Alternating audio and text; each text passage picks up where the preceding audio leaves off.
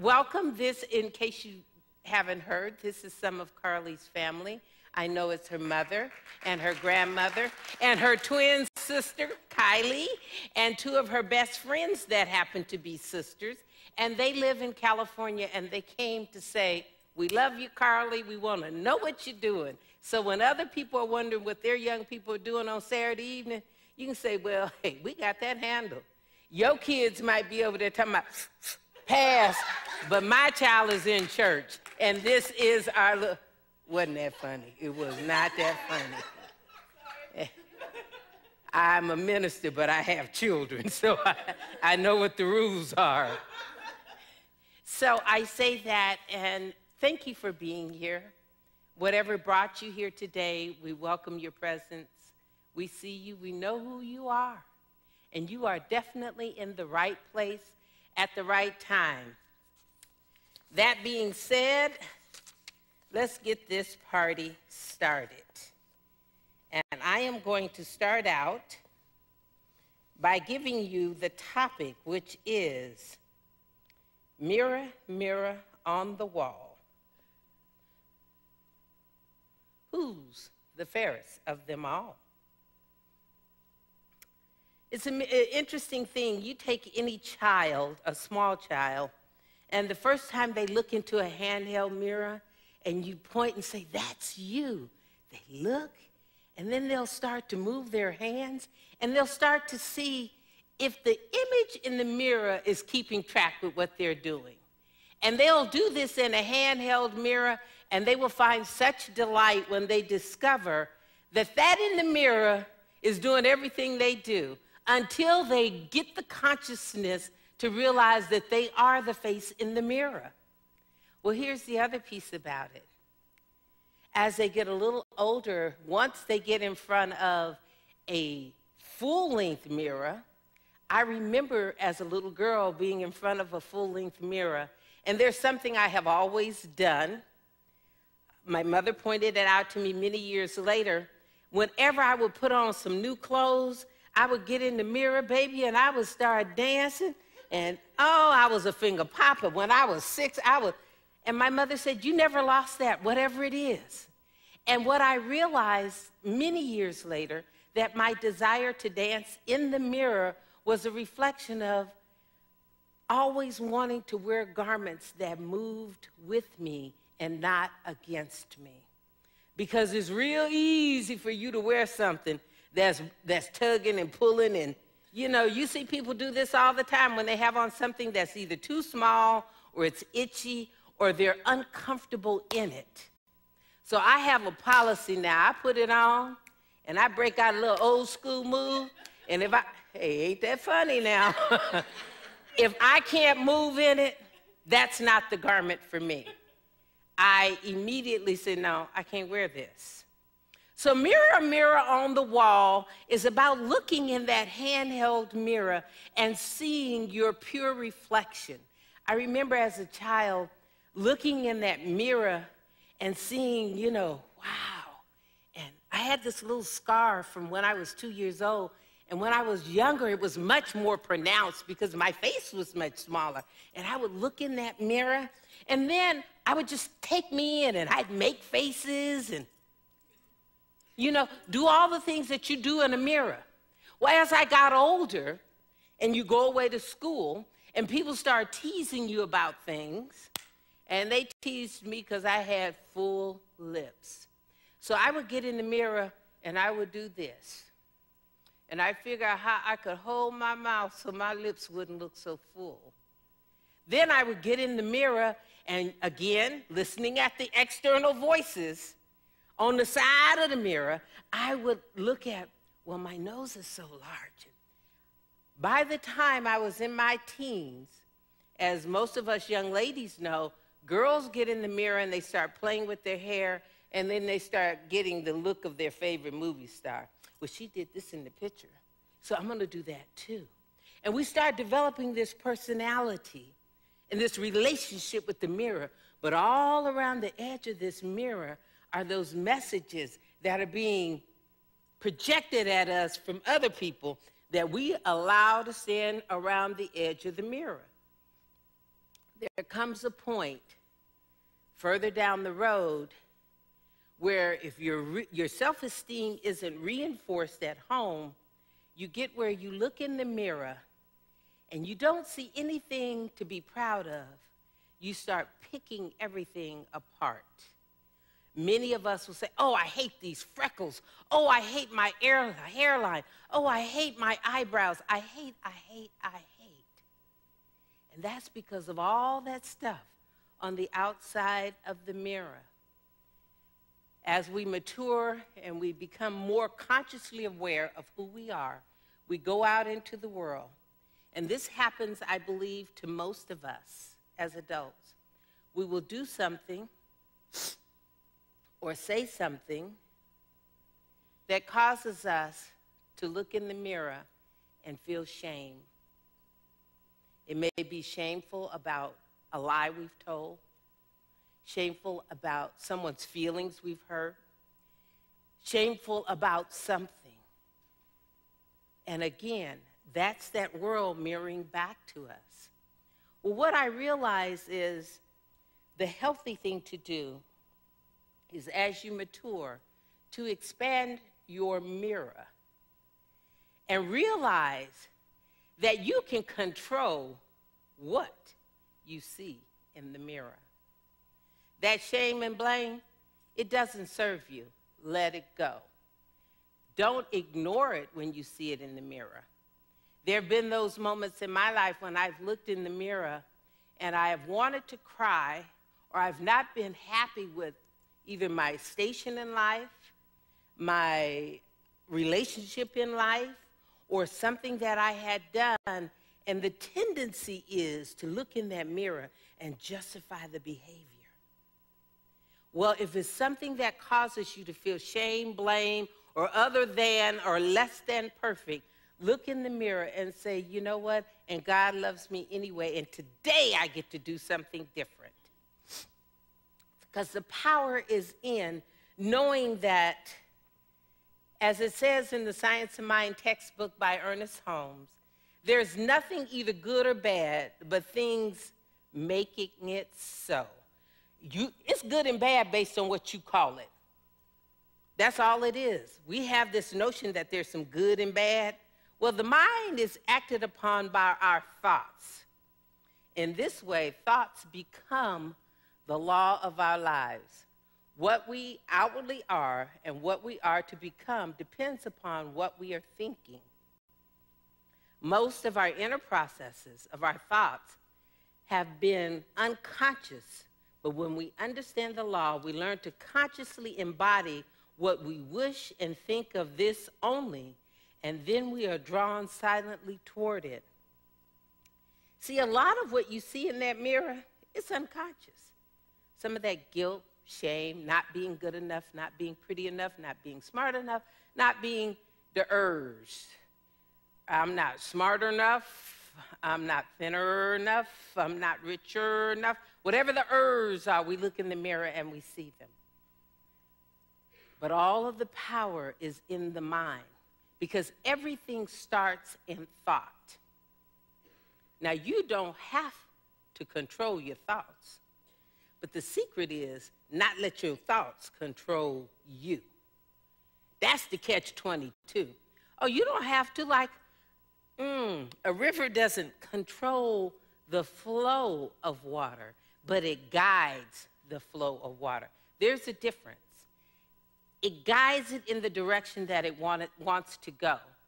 That's what happens with the mind. And how do we get there from shame and blame to guiding our thoughts? We get there through prayer. We get there through meditation. We get there through training the mind to be our servant and not our master. I'm going to say that again. Train your mind to be your servant and not your master. Because as soon as you get up in here and you start playing with what's in your mind, oh, you start making up stories. You start having experiences that are not necessarily the truth.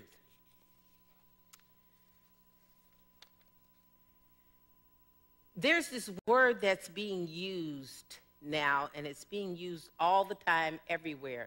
It's manifestation. We talk about the control of the mind and what the mind can do and what it's capable of. You can manifest anything that you want. But has anyone stopped to think, what does manifestation mean? Well, I went to Webster. A definition of manifestation is an event or object that clearly shows or embodies something, especially a theory or abstract idea. A manifestation is a representation of something else. It's not about the manifestation itself. It is about the energy we are engaged in. So what is behind the thing you want to manifest? See, there are signs, and you know what a sign is? Oh, I look up and a dove flies by. Oh, it means I'm going to have peace. A black cat crosses my trail. It means this. Those are those signs that we look for. And a sign is also a manifestation. It's just an object or a quality that is the presence of something else. And I do this thing. And when I started this service, I remember sitting in my garage in the car. The engine was off. And I said, you know, God, just show me a sign that I'm headed in the right direction, that I'm doing what I need to do. And it was on a Thursday evening. And later that evening, I went over to a friend's house for a Christmas party. It was in December, early December. And this person called me into their private office and asked me about the service. And he made a commitment to help sponsor this service. And what I can tell you is to date, this service has existed the way that it exists with live music because he has honored his commitment to help sponsor this service. That being said, sometimes I'll just say, you know, God, I need a sign. And it can be ever so small, ever so gentle. These two young people are a sign. They're a sign when I said that I wanted a youthful energy. I wanted young people to feel they could come here, learn something without being beat over the head and told how wrong they were or trying to change their expression as young people. What do I get? 2 19-year-olds. Who knew? So these signs and these manifestations, it's the energy behind what it is that you say you want to manifest.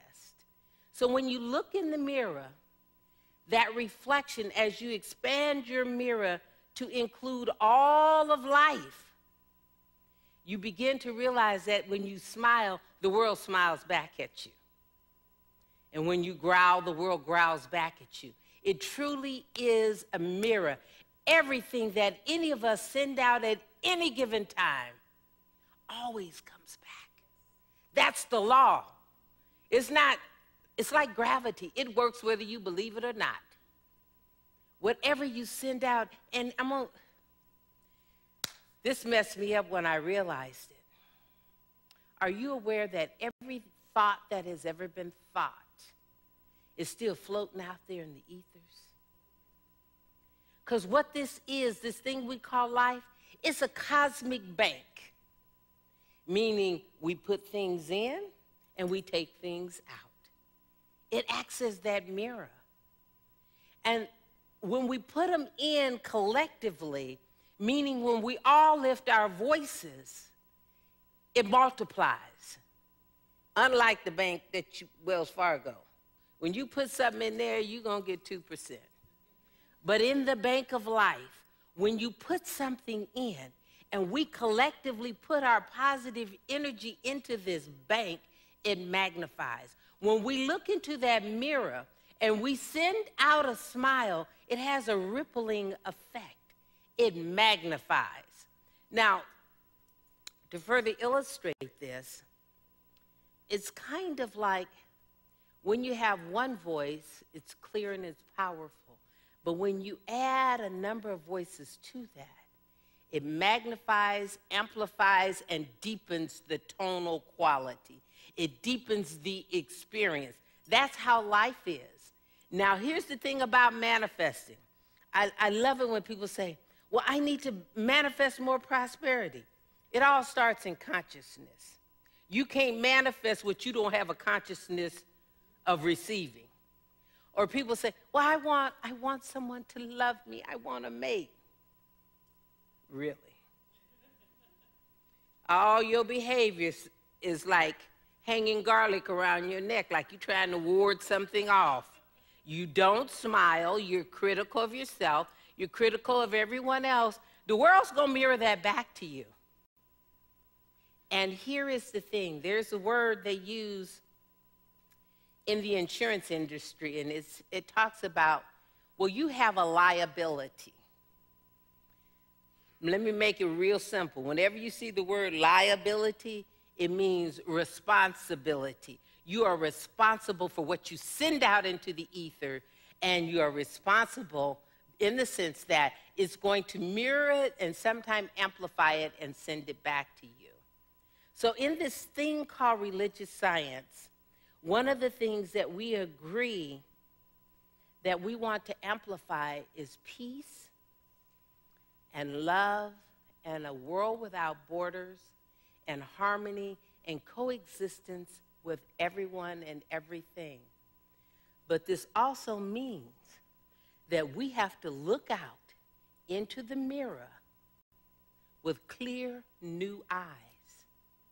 We have to see the world we want to live in, because if you can't see it in here, you can't produce it out there. Everything starts in thought. You show me anything, I'll show you a thought that was made manifest. Somebody had an idea in here, and they made it tangible. And it's not about, quote, manifesting. It's about what is your consciousness?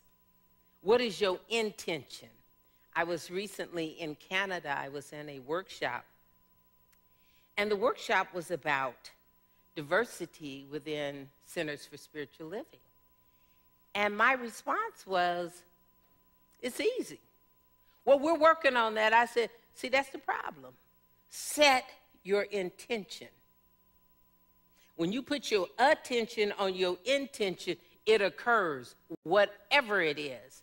That's all you have to do. But the challenge is, most of us don't know how to set our intention. Because when I look out right now, when I look out, I see all the seats that are full. Someone else could stand here and see empty seats. But I'm seeing what I want. I want more faces that look like you and you and you and you and you too. So when I see that, guess what I'm going to attract? I'm going to attract more of that which I see. And I choose to see a world of abundance. I choose to marinate, steep my mind. My husband says soak, I say marinate. It's a personal joke. I choose to marinate my consciousness in abundance. You can't have financial abundance if you're afraid of money, if you have an ugly relationship with money, if you have bought into all the stories that someone has told you about money is the root of all evil, money makes people do this, money is dirty, and money is nothing but a form of energy. It is a tangible piece of paper that is a form of energy. It is designed to be in circulation. That's all it is. And when you train your mind to match the frequency of that energy, you're going to attract that which you say you want.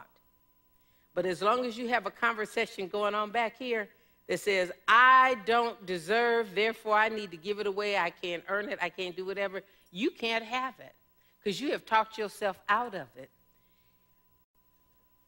There's a beautiful passage in the Bible, and many of us have heard this in some variation about deservingness, about worthiness. And I'm going to read the whole passage because I had heard one verse, and I always took it out of context and put it over there separate. And it says, when I was a child, I spoke as a child. and I thought as a child, and I reasoned as a child. When I became a man or a woman, I put away childish behavior. It goes on to say, for now we see only a reflection as in a mirror, then we shall see face to face. Now I know in part, then I shall know fully, even as I am fully known. I know in part, that is a reflection in the mirror. That's that mirror of life. And as I know it in part, as I become known, I am known fully. That there is nothing being withheld from us. When I look at Rita, we have this thing, I don't know whether it's a relationship from the past, but it was instant the moment I met her. It was like, I like her. And I'll tell you what's even more interesting. I assessed that before I ever saw her face. I walked up behind her, and she was sitting maybe 5 rows back. And I came through the back door, and I tapped her on the shoulder. And I knew in an instant that whoever she was, I liked her. I had no idea that she would be the one up here singing. But see, that reflection in the mirror, you send it out, it comes back. You send out love, it comes back. You send out prosperity, and it's not about money. It's about a rich consciousness. That rich consciousness that I can share because there's plenty of everything. I'm going to show you how rich we are. If I have $1 and you have $1, and I give you my $1 and you give me your $1, I have $1 and she has $1. But if I have an idea and I share my idea with you and you share your idea with me, we go away with 2 ideas apiece. You see how this stuff called prosperity? It all starts in consciousness. And what we choose to create when we stand in front of the mirror of life and say, mirror, mirror on the wall, who's the fairest of them all? Never be ashamed. Never hesitate to say, I am. I am because I am a reflection of God. I am because when I look around, there's no one else just like me. I am because whoever I am and whatever I do, I'm going to leave my fingerprint on the world when I go. Come on now. See, some of us don't realize we're leaving a fingerprint. Everyone you interact with, you leave your fingerprint, and it's all yours. Everyone that you love, you leave your fingerprint. That's your relationship with me. Every place you go, when you pass down the street and you see a piece of paper on the floor, you're at choice to make a decision whether I pick it up or not, but I didn't put it down there. Don't stop to think that. Pick it up. Because if you leave it there, it's a fingerprint, and it's a reflection of what you see in the mirror. You're seeing you and everything else when there's only one of us. Everything is my reflection. So that's why this sanctuary, it's my mirror. Las Vegas is my mirror. Every time I see anyone, and this is hard sometimes because some people I see, I don't want them to be my reflection. I don't want them. I had to deal with someone this morning, and I was saying, God, please, you have jokes. I don't want them to be, but they are. So you meet them where they are with love. It goes on to say this in 1 Corinthians, and this is the 13th verse of the 13th chapter. It goes on, and this is right after the reflection in the mirror, right after as I speak as a child. When I was a child, I spoke as a child. The 13th verse says, and now these 3 remain, faith, hope, and love. But the greatest of these is love. I don't care what you see in the mirror. When you marinate it in love, it changes how it looks. When I marinate me in love, it changes how I look. And I know I'm not the only one that looks in the mirror, and some days I say, wow, I feel beautiful. It's not about the face in the mirror. It's about the energy on the inside. Those are the days when I feel aligned with my purpose. Those are the days that I know that I am who I am for a reason. Those are the days that it matters not about this exterior face. It matters about the agenda of my soul. So when you look in that mirror, and I'm going to get back, this whole series since January has been on love. And we look at love and the many facets of love. Think about that when you're choosing a mate. Think about whoever you bring into your life, they're a reflection of you.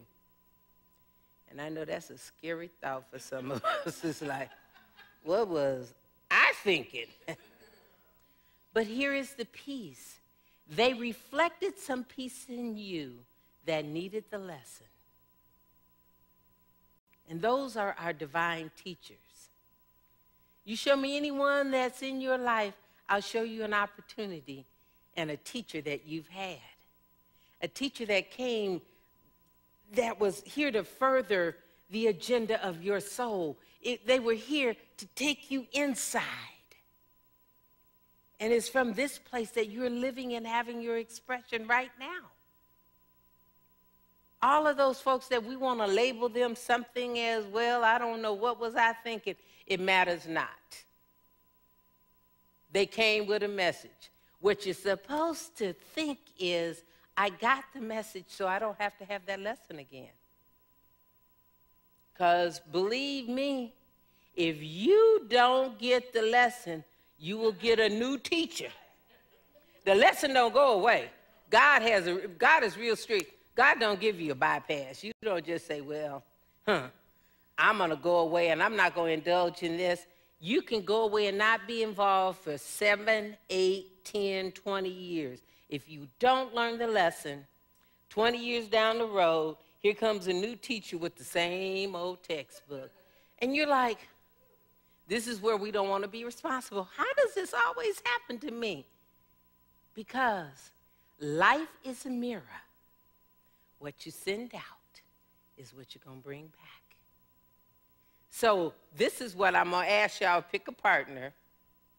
Everybody turn to your neighbor, whoever your neighbor is, and say, I am worthy of pure love. I love myself. And I invite you to do the same. Now, I see some folks ain't trying to participate. Come on now. Y'all turn around, talk to somebody. I am worthy of pure love. Let me tell you something. If you can't say it, you can't have it. That's rule number one. When you were a child and you were teaching your child to say thank you, there was always that condition. If you can't ask for it, you can't have it. That's life.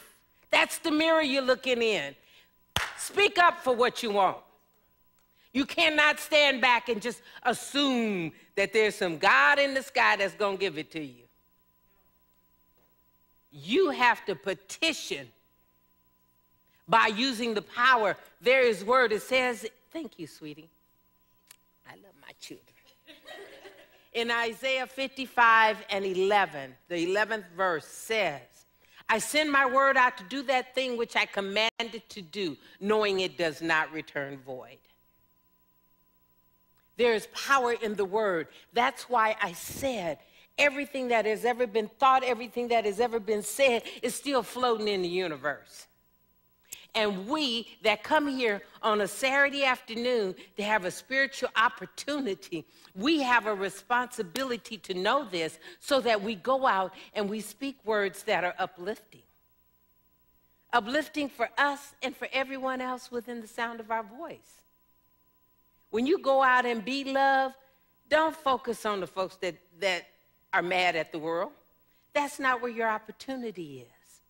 And you too get to change that. For here's how it looks different. When you speak only love, you will displace the darkness. I don't care how dim a light is. It can be a candle that's almost about to go out, and you can put it in the darkest of spots, and you can still see it. That's you. That's you.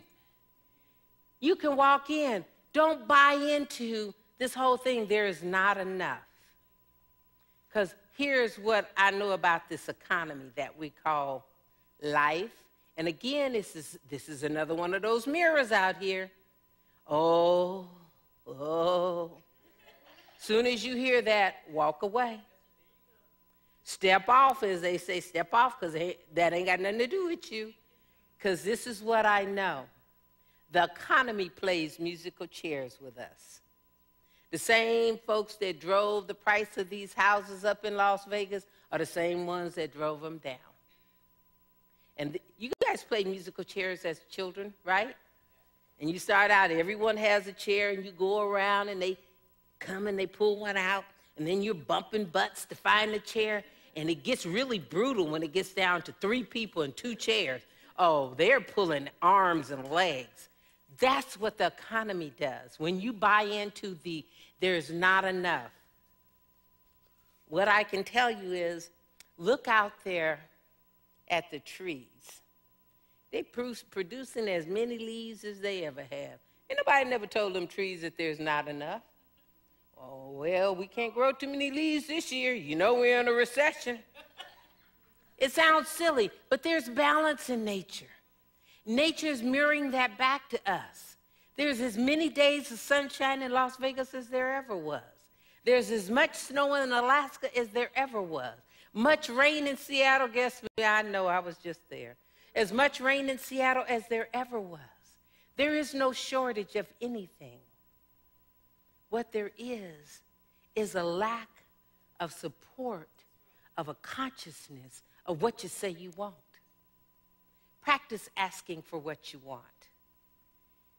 And practice going to the source. This is really important. Stop begging for a job from some guy over at Nevada Power or at the Mandalay Bay. Why would I even have a conversation? You know, I hope I get this job at the Mandalay Bay. No. God, you know what my needs are.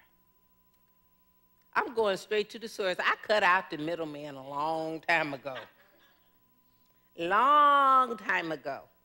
I had this conversation with my daughter a couple of weeks ago, and she applied for a job at Apple because she loves computers, etc. And I said, well, I will pray for divine right action. And when she didn't get the job, I said, say thank you, because God has something better for you. When they tell you no, say thank you. God has something better for you. What happened was she had been filling out applications, going through all of the hoops. I said, quit talking to them computers about a job. Have your conversation with God. She's sitting at home, and a friend of hers called her and said, you know, I thought about you. This lady has a need. And I know that you have all the skills. Now, talk about a job made in heaven. She used to be here doing this piece, the mirror. She creates all these slides. That's some of her handiwork there. There's some things she loves. By being my child, she loves to throw dinner parties. She loves computers. She is fluent in Spanish. And she loves food. So what kind of job came to her that she didn't have to, she never filled out an application. The job is so perfect for her, she went over to the place, and the lady gave her a key, and she started that day. Right over there at Wellington Banquet Facilities, where they host weddings, banquets of all sorts, and she's in there, and she said, ooh, this is like being in heaven. They have all these rhinestones and all this fabric, and she loves to sew. And they got a chef, and we do samples, so people coming to have events, everything that she loves. And I get to create stuff on the computer, and I get to talk to the help in Spanish. Hello? Hello? But we had to get out of the fear of, I got to beg this guy for a job. I said, quit begging folks. Go straight to the source. Go to God. God knows what your skill set is. Everything about you, God knows it. Stop looking outside, looking around the edge of the mirror, seeing what's out there. Because you know what? We are self-contained individuals. God sent each one of us here with all of our juiciness intact. Just some of us have forgotten. Oh, I have forgotten too. But if you ask me right now, oh, I know where all my juiciness is. And I know every day I get to stand up and step into the greater yet to be. You know, I'm no longer cursing the dark. I'm no longer saying, well, God, no. I get to stand in that space and know that the perfect opportunity is going to be present. This young woman, when she was sitting there, she came to support her fiance. She was just sitting there, and we did a mic check. I said, baby, can you sing? She said, oh, yeah. She stood up, and I said, well, sing Wade in the Water. She been singing it ever since. It turned. She didn't come here looking for a job. She just showed up. Carly didn't show up here looking for a job. She showed up to support Mackenzie. So I say this, God knows what all of our needs are. Look in the mirror. Tell yourself every day, mirror, mirror on the wall, I am the fairest of them all. Because I am the only place where this soul lives. And one of the secrets, we got to get to the secrets. How do I get from not knowing it to knowing it? You get from not knowing it to knowing it through prayer and meditation. Meditation trains the mind to quit seeing the lack of and see the abundance of, and prayer. Oh, that prayer is important. This is what I'm going to tell you. This is the critical last word. If you have time to worry about it, you have time to pray about it. It takes the same amount of time. If you have time to worry about it, you have time to pray about it. And I promise you, prayer is a lot more effective than worry. You know, when you think, God, I wonder what, no. I'm going to leave you with something that I wrote. And it is about that power of prayer and how to engage your mind. And I will figure out how to get a copy of this so you can take it home and recite it daily. But in the meantime, I'm going to invite you to close your eyes and repeat after me, only if you're comfortable. Perfect God within me. Perfect life within me, which is God, come forth into expression through me as that which I am. Lead me ever into the paths of perfection and cause me to see only the good. And so it is. I will get that printed out for you, and I will give you a copy. If you say that every day,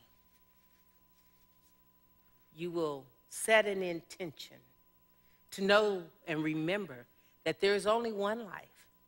That life is God's life. That life is perfect, and that life is your life now. Not tomorrow, now.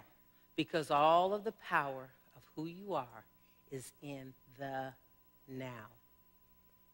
There is no other moment.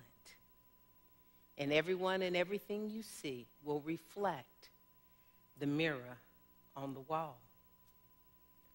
You will experience the smile, the joy, the love, the unconditional acceptance, the family, the unspoken greatness.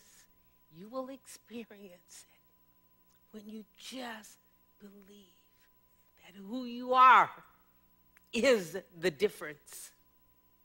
I'm Miss Bertha's baby girl. My last word is go out and get yourself some evidence.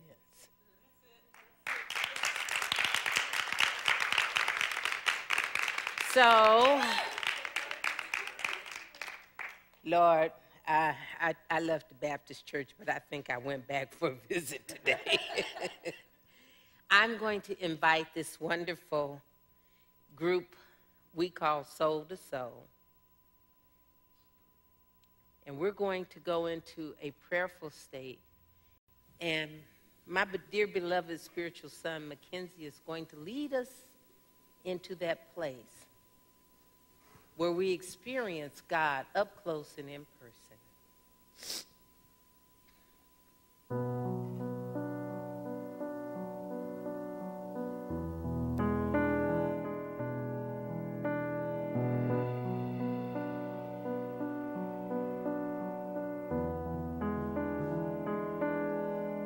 Let me walk to the banks of the river of love, where the current runs deep, baptized in the one, where there's no separation. The light is all we see, honoring all our differences, and love will set us free.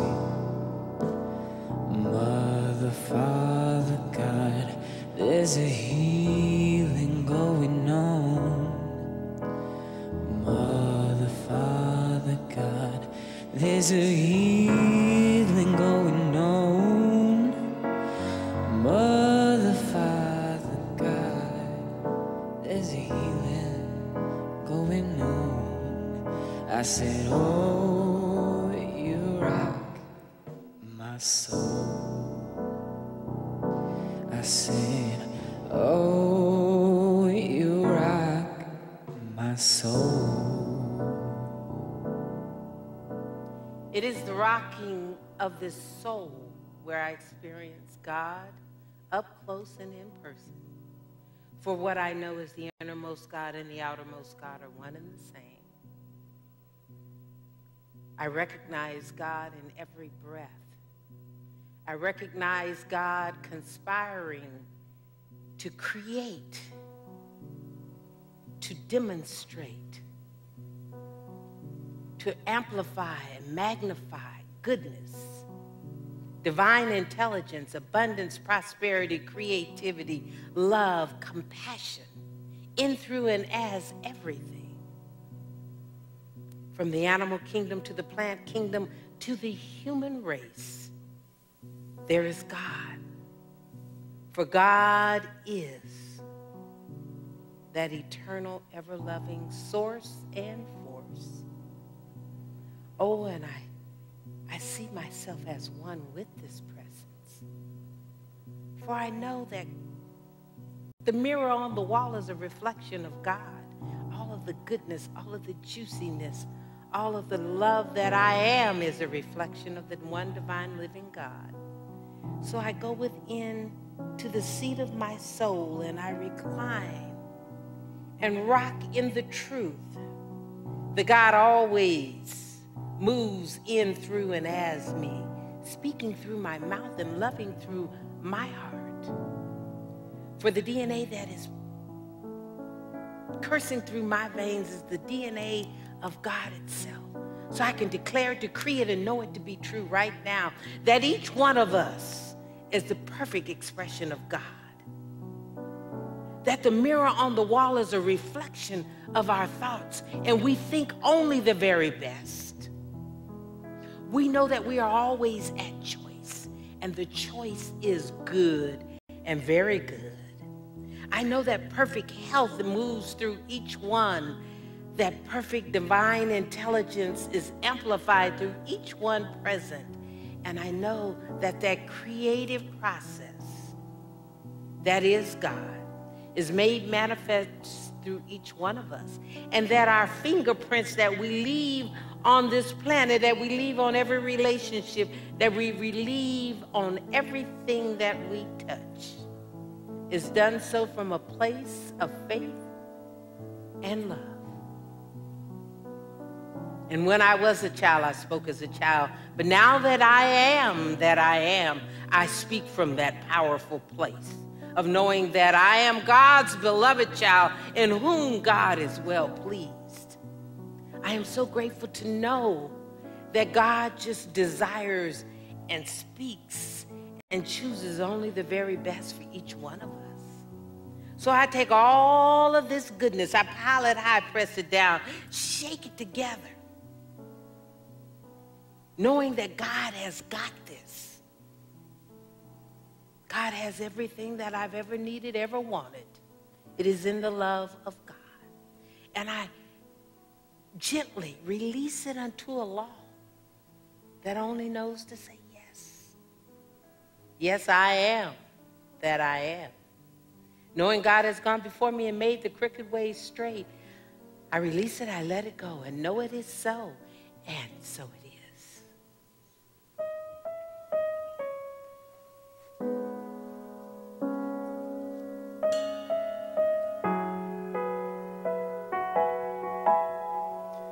Aren't we lovely? Aren't we beautiful? Angels from heaven, stars in the universe. And so it's truth and love will be a reflection of you and me. Aren't we lovely? Made from a love. Woo, come on. Oh yeah. Yeah, yeah, yeah. Aren't we lovely? Aren't we beautiful? Angels from heaven, stars in the universe. And so it's true that love will be a reflection of you and me. Aren't we lovely? Made from love. Aren't we lovely? Aren't we lovely? Aren't we so beautiful? Angels from heaven. Angels from heaven. Stars in the universe. And so it's true. It's true. It's true. Yeah. Aren't we lovely? Aren't we lovely? Made from love. Aren't we lovely? Aren't we lovely? Made from love. Aren't we lovely? Oh yeah, made from love.